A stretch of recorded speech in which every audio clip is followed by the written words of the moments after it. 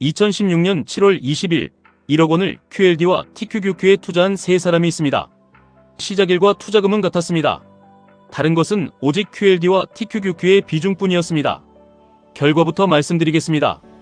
QLD 80%, TQQQ 20% 계좌는 약 19억 6,770만 원이 됐습니다. QLD와 TQQQ를 절반씩 투자한 계좌는 약 23억 919만 원이 됐습니다. QLD 20%, TQQQ 80% 계좌는 약 26억 5,068만 원이 됐습니다. 최종 금액만 보면 TQQQ 비중이 가장 높은 2대8 포트폴리오가 압도적인 승자입니다. 하지만 최대 낙폭을 함께 보면 이야기가 완전히 달라집니다. 8대2 포트폴리오의 최대 낙폭은 약 마이너스 69.8%였습니다. 5대5 포트폴리오는 약 마이너스 75.8%였습니다. 2대8 포트폴리오는 약 마이너스 79.8%였습니다. 가장 많은 돈을 만든 계좌가 투자자를 가장 고통스럽게 만든 계좌이기도 했습니다. 오늘은 1억 원이 10년 동안 얼마나 불어났는지만 보는 것이 아닙니다. 그 돈을 얻기 위해 중간에 얼마가 사라지는 장면을 견뎌야 했는지 함께 보겠습니다. 첫 번째 사람은 1억 원 가운데 8천만 원을 QLD에 투자하고 2천만 원을 TQQQ에 투자했습니다. QLD를 중심으로 구성하고 TQQQ를 일부 추가한 포트폴리오입니다. 세 가지 가운데 TQQQ 비중이 가장 낮기 때문에 상대적으로 변동성을 줄이는 선택이었습니다. 두 번째 사람은 QLD와 TQQQ에 각각 5천만 원씩 투자했습니다. 기대 수익과 변동성 모두 세 가지 포트폴리오 가운데 중간에 있는 구조입니다. 세 번째 사람은 QLD에 2천만 원, TQQQ에 8천만 원을 투자했습니다. 상승장에서는 가장 강력하지만 시장이 하락하면 계좌가 가장 크게 흔들리는 구조입니다. 세 사람 모두 2016년 7월 20일에 투자한 뒤 추가 매수나 매도를 하지 않았습니다. 리밸런싱도 하지 않았습니다. 처음 매수한 수량을 2026년 7월 20일까지 그대로 보유했습니다. 따라서 시간이 지나면서 실제 계좌 안의 QLD와 TQQQ 비중은 처음과 달라졌습니다. 먼저 8대2 포트폴리오입니다. QLD 80%와 TQQQ 20%에 투자한 1억 원은 약 19억 6,770만 원이 됐습니다. 시작 금액의 약 19.68배입니다. 1억 원이 거의 20억 원이 된 결과만 보면 충분히 놀랍습니다. 다음은 5대5 포트폴리오입니다. QLD와 TQQQ에 절반씩 투자한 1억 원은 약 23억 919만 원이 됐습니다. 시작 금액의 약 23.09배입니다.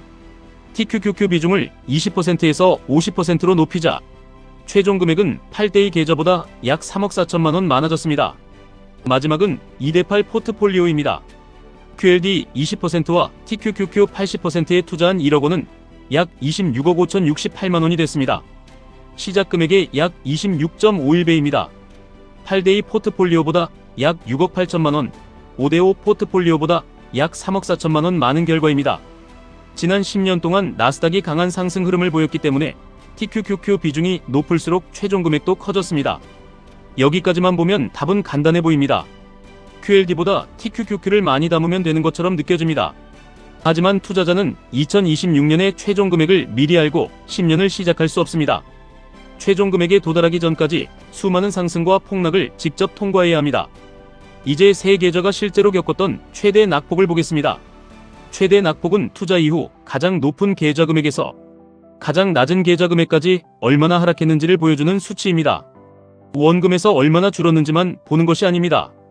눈앞에 찍혀있던 최고 금액에서 실제로 얼마가 사라졌는지를 보여줍니다.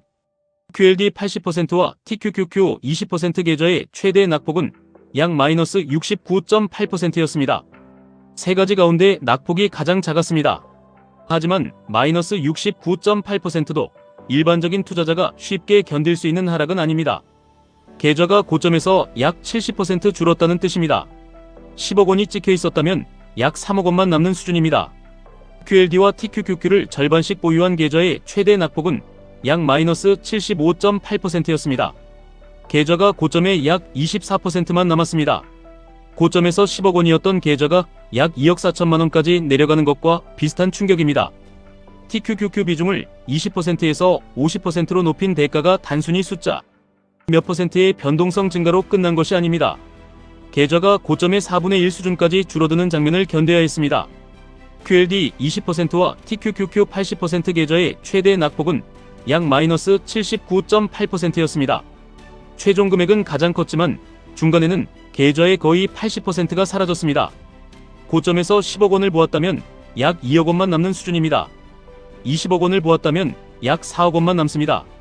TQQQ 비중을 높이는 것은 기대 수익만 높이는 결정이 아닙니다. 폭락장에서 사라지는 금액과 회복을 기다려야 하는 시간, 추가 매수를 할 때 느끼는 부담까지 함께 늘리는 결정입니다. 새 포트폴리오가 최대 낙폭을 기록한 날짜는 모두 2022년 12월 28일이었습니다.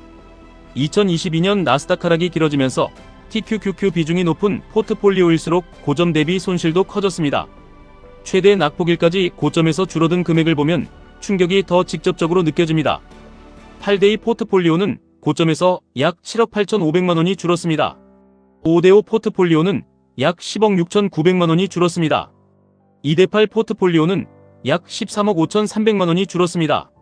2대8 계좌를 선택한 투자자는 원금 1억 원이 없어지는 장면을 본 것이 아닙니다. 계좌에 찍혀있던 평가 금액 가운데 13억 원 이상이 사라지는 장면을 보고도 매도하지 않아야 했습니다.